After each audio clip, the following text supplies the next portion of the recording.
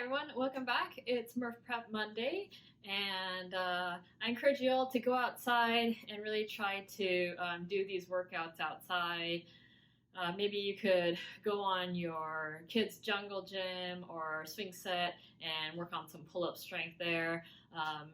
You could always do push-ups anywhere, air squats anywhere. So the great thing about these in-home workouts is they're meant for you to either do inside the house, at your yard, or maybe even find a park.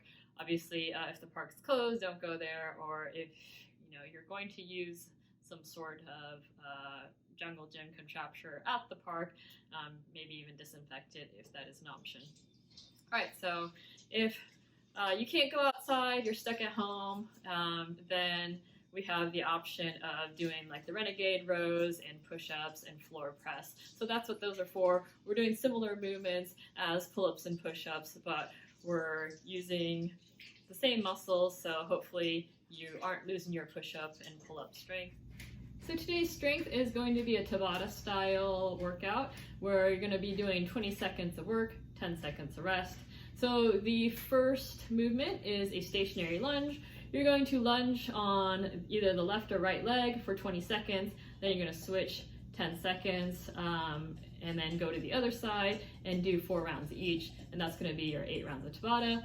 Then you're going to transition to the next movements, same style.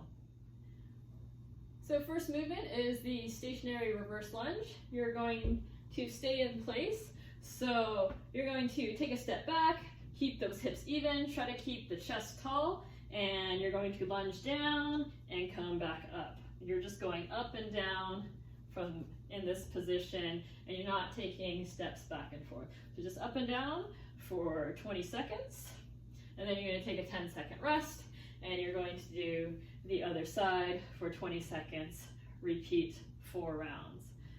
When you're doing those lunges, keep in mind you don't want your knee passing your toes, and you always want to try to keep that torso upright. So squeeze that butt cheek, tuck in that tailbone, try to keep your hips square and even as you go down and up.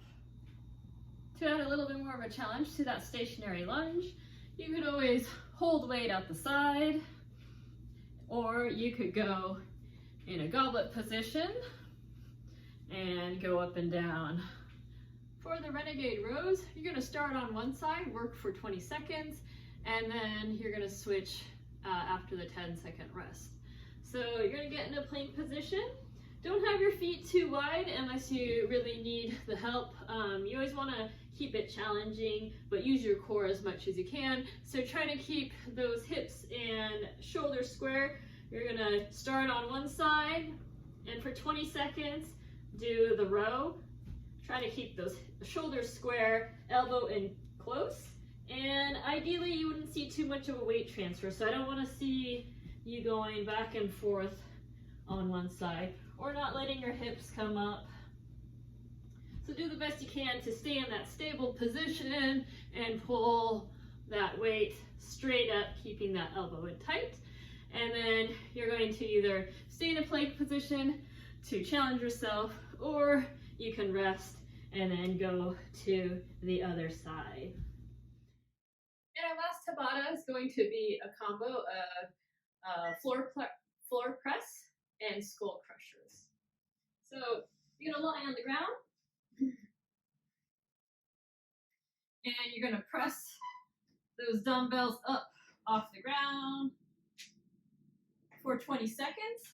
You're going to start with the dumbbell slightly below shoulder level, squeezing the lats, and then you're going to press straight up, squeeze the chest, bring the dumbbells together to finish, and then control it back down. After your 20 seconds of floor press, you're going to go into skull crushers. Again, you're going to start with the dumbbells above the chest and shoulders, and then you're going to let those elbows bend, keeping those elbows in, don't let them flare out, and then you're going to press up until your elbows are extended. If the dumbbell is heavy, you could do 2 hands on one dumbbell, same movement. Again, keep in mind you want to keep those elbows in tight. You're not going to let them move around, so keep them fixed in place. Bend those elbows. Make sure that those triceps stay vertical to the ground, and then you're going to press up until those elbows are straight.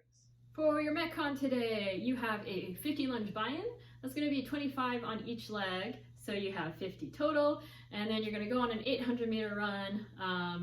Hopefully the weather's nice, and then you're going to come back, do anywhere between 150 and 200 air squats, and then finish with another 800-meter run.